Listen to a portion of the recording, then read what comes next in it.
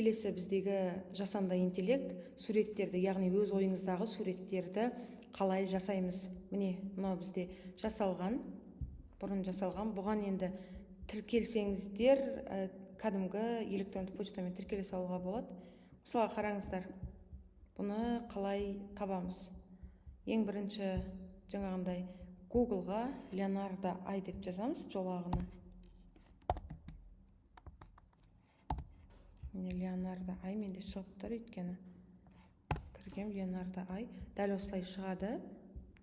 Осылай шыққаннан кейін біз оны Get Started дегенде тұрғанды басамыз. Одан кейін осылай адам айналу керек. Мінекей шықты. Осы жерде қарап тұрсаңыздар, бұнда видеода жасауға болады, мына жерде фотода, яғни суретте жасауға болады. Ол бірақ бұл жерде ағылшын тілін қолдайды. Сол үшін ChatGPT-ге барамыз да, мысалға мен жаңа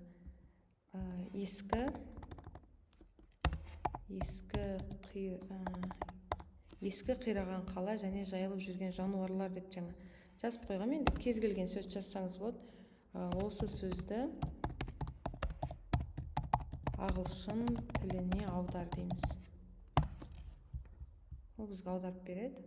Міне аударды осыны. Міне копировать етеміз.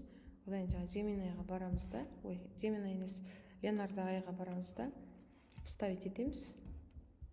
Одан кейін міне генерат дегенді жібере саламыз. Қазір бізге бірнеше түрін жасап береді. Мінекей суреттер, қираған қала, онда жүрген жануарлар. Осындай бірнеше нұсқасын береді. Бұнда видео жасауға болады екен. Мінекей мынандай видеоларына міне қозғап тұрған. Мынандай видео.